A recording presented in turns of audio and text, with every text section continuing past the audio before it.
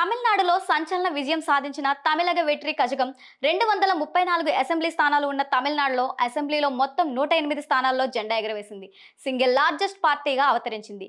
DMK 59, AIADMK 47, Congress 5, PMK 4 సీట్ల స్థానాలకు పరిమితం అయ్యాయి. ప్రభుత్వాన్ని ఏర్పాటు చేయడానికి అవసరమైన మ్యాజిక్ ఫిగర్ కు 10 సీట్ల దూరంలో నిలిచారు విజయ్.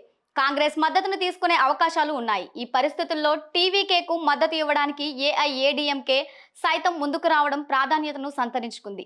ఈ విషయంలో ఆ పార్టీ ప్రధాన కార్యదర్శి మాజీ ముఖ్యమంత్రి ఎడప్పాడి పళనిస్వామి చర్చలు జరుపుతున్నారని ప్రచారం జరుగుతోంది.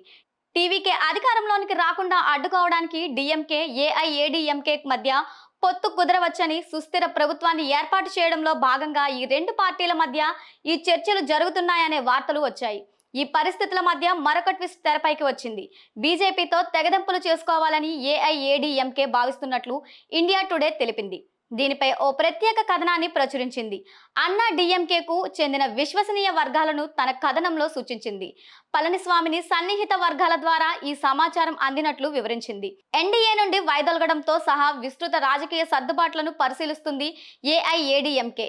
మొన్నటి ఎన్నికల్లో టీవీకే సింగిల్ లార్జెస్ట్ పార్టీగా అవతరించిందే తప్ప ప్రభుత్వాన్ని ఏర్పాటు చేయడానికి అవసరమైన మ్యాజిక్ ఫిగర్ ను అందుకోలేకపోయిందనే విషయం తెలిసిందే.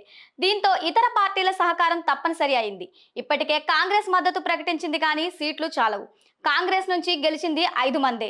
దీంతో టీవీకే 112 స్థానాల వద్దే నిలిచిపోయింది. మిగిలిన సీట్లను భర్తీ చేసుకోవడానికి వీసీకే వంటి చిన్న పార్టీలతో సంప్రదింపులు జరుపుతోంది. దీంతో ఓ ప్రధాన పార్టీతో సహకారం తీసుకోక తప్పట్లేదు వీటీకేకు.